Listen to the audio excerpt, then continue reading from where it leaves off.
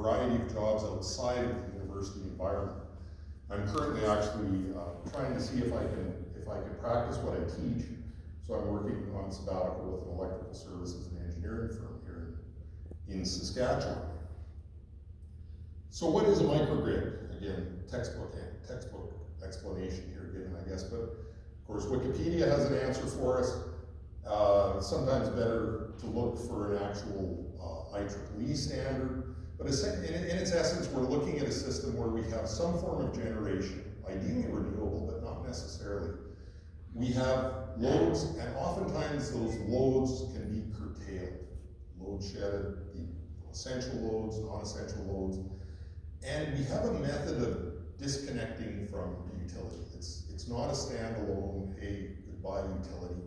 We're existing in harmony with the utility, but we can operate in what's called an islanded mode. That can either be forced upon us or that can be chosen for a variety of reasons. And that's what defines, they might say, well, what if I'm a hospital and have a generator, or a university and have a generator? Difference is it's generally not economically viable to be operating on that generator. In the case of microgrids, there is an economics or a social economic benefit that comes into play. So let's talk about the microgrid system that I'd like to focus on, but again, I want to emphasize that this system is one representative value, and what's happened in this system can be expanded, can be researched upon. I often, when people talk to me, they say, I say I'm an instructor, I teach. I don't do research. And then I met some people in the Faculty of Education in Saskatoon who said, well, no, what you like is you like action research or applied research. You like to try something and see if it works. And that's great, but it's expensive. So if your significant other will let you get away with it, that's great. But not everything we've tried has worked. So our system evolved. It was originally grid tied. We were under the initial SaskPower net metering program. And then the discussion came up, which was that, hey, it'd be nice to have power when SaskPower isn't there. Well, should we put a generator in? So we did an economic analysis, an environmental analysis, honest. And it turned out with our system, actually putting in storage was the most long-term economically and socially acceptable solution for us. So we added one battery and some additional panels. We also knew when we did this that this would shift us from the one-to-one net metering arrangement that SaskPower has to essentially it's a 1-for-2 or a 50% feed-in tariff. And we were okay with that because we thought the battery was going to help us leverage that. And how this is actually playing out, we're actually still not sure. A lot of people will, just to digress, a lot of people will point to that change in SaskPower's policy as being, something that was damaging to the solar industry. And I have friends who work in that industry, and it did impact them. But SaskPower is not alone if you go across North America. For instance, if you follow what's happening in California, they're on their third iteration of net metering. And their first iteration was a feed-in tariff, similar to what Ontario initially did. Then they were very close to the initial SaskPower proposal, and now they're in a proposal that's a little more punitive than SaskPower's for net metering. And you could argue that really what they want you to do is put in storage, is how they geared this. But back to the diagram that I have up here, you can see we have SaskPower present, we have a main breaker panel.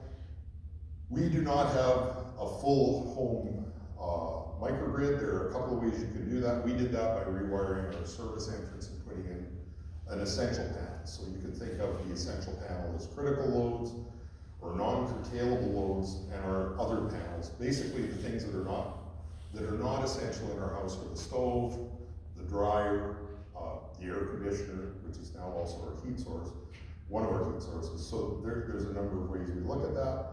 And then we have a significant amount of storage that's present as well. It started as one battery and it grew into 3, really. It started as 3, grew into 5. So we have those batteries. We have a device in there called a microgrid interface device as well, that MID. And that's actually a critical element to what is involved in microgrids. There's a lot of control. that's required. So looking at this system, it's again roughly 9 kilowatts of power if the sun's hitting all the panels at once, which it never does. Some of them are inaccessible from the ground. I'm kind of a frightened fellow. I don't like to climb ladders up too high. So basically on this snow, we've lost a lot of production until it warms up again. Some of the panels are set up explicitly so they can be cleared in the winter, so we always have a source of power. Our basement looks more like a mechanical room now. We have a number of elements that are involved here. We have a gateway, which I'll talk about in a little more detail, but it's essentially the interface between the control of our system and a supervisory control. Basically allows data to go out somewhere.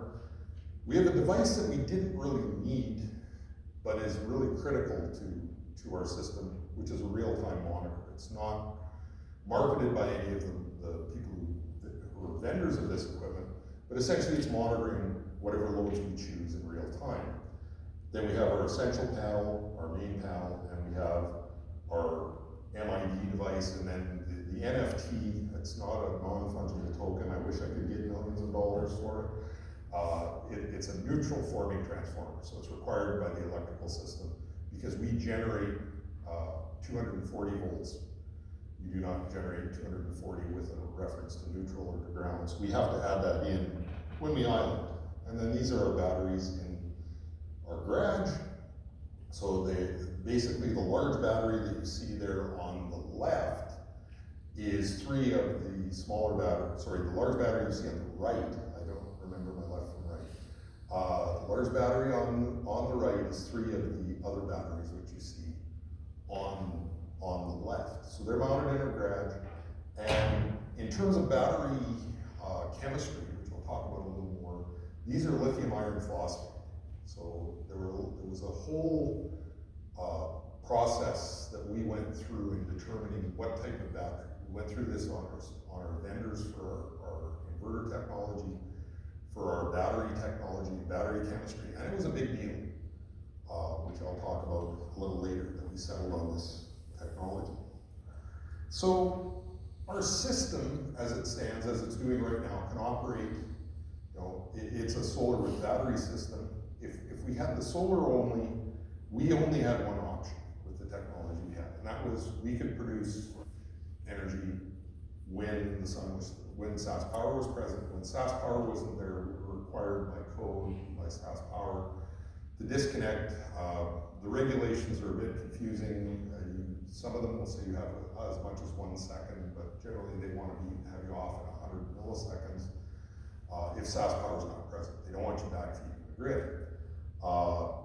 Some solar-only systems have the capability of forming an island, but obviously only when the sun is shining, if there's photovoltaic or if the wind is blowing. And it's not trivial.